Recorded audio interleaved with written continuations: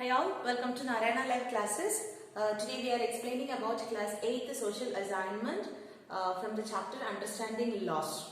This is a chapter from civics textbook which deals with the laws which are made for the citizen of our country. So the first question, we can see here that there are 11 questions in this assignment. So we can go with the first question over here. What was Sedition Act of 1870? So in 1870 there was an act introduced which is called as the Sedition Act of 1870. So what does this act mean? According to this act, any person protesting or criticizing the British government could be arrested without due trial. So if anybody is questioning the functions of British government, 1870 we know that it is the British period in India. So if anybody criticizes or protests against the British government, they could be punished without due trial. That is what called as the Sedition Act of 1870. So we will write the answer here. Anyone who protests or criticize the British government,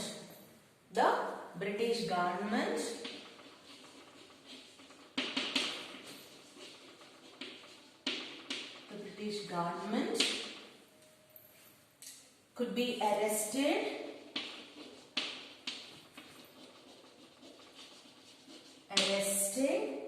without due trial. There won't be any trial. Without due trial. That is what called as the Sedition Act of 1870. Let's go with the second question here. So what is the second question?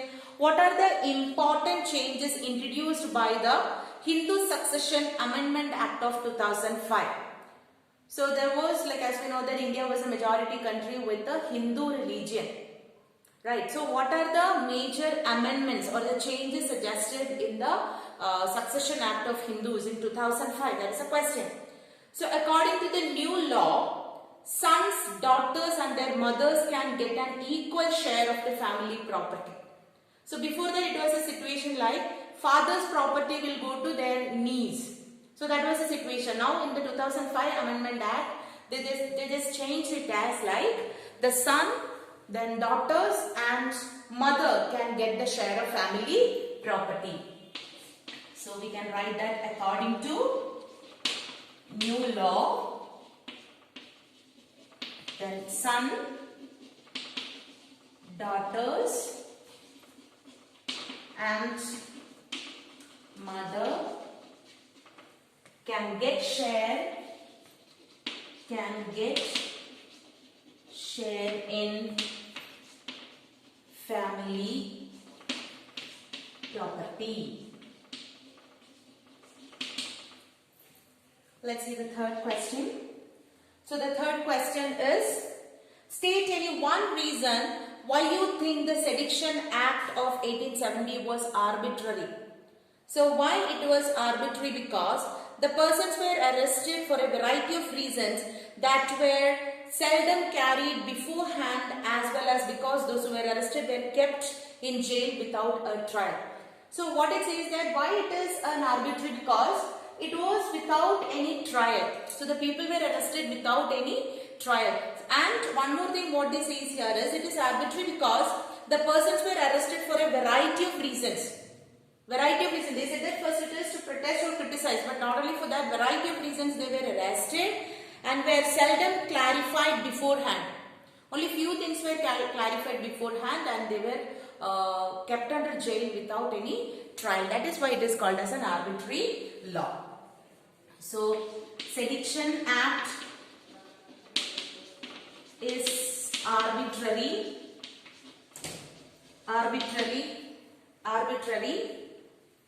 because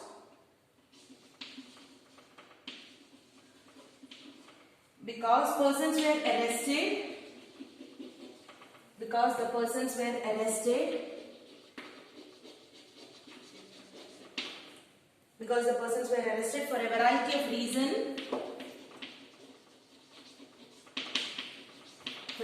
of reasons and kept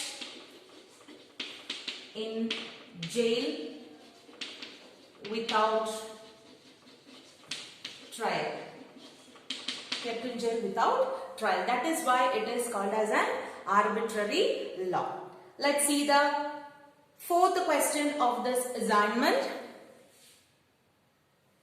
The fourth question is,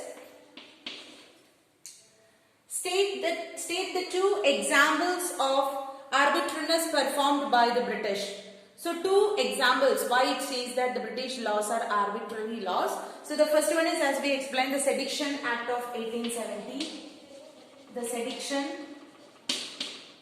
Act of 1870. And the second one, what we can say, is the Rowlatt Act. Rowlatt Act also the same kind of situation. The Rowlatt Act of 1919. So the Rowlatt Act of 1919 and the Sedition Act of 1870, both are almost all same reasons. Like they will be arrested without any trial. So that is what both the laws says, and they were arbitrary laws. We'll go with the fifth question here. When did Jallianwala Bagh incident took place? So the infamous Jallianwala Bagh massacre was taken place on 13th April 1919 at Amritsar, Punjab, Amritsar. There was a big bagh where the people gathered. So there the infamous Jallianwala Bagh massacre took place. Then the next question is, name the two leaders arrested for the protest against Rowlatt Act. So when the Rowlatt Act was introduced, a few people protested against it. Who were that people who protested? So one was Dr. Satyapal, and the other one was Dr. Saifuddin Kichko. Dr. Saifuddin Kichlo.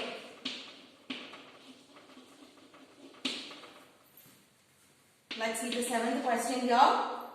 Who plays an important role in making laws? So the major laws for the country are made by the parliament. So it is an inevitable part of our life, right? Moving to the eighth question here. When did the Rowlatt Act came into effect? So the Rowlatt Act came into effect on 10th March 1919. 10th March 1919, the Rowlatt Act came into effect. Now we will see the ninth question here. So the ninth question is, where is Jallianwala Bagh located? So the Jallianwala Bagh is located at Amritsar. It is located at Amritsar in Punjab. Let's see the 10th question here. Who gave the order to shoot the protesters at Jallianwala Bagh? So the protesters were there, not only protesters, even the people who came to celebrate the annual Baisakhi, they were also there. So all these people were fired by General Dyer.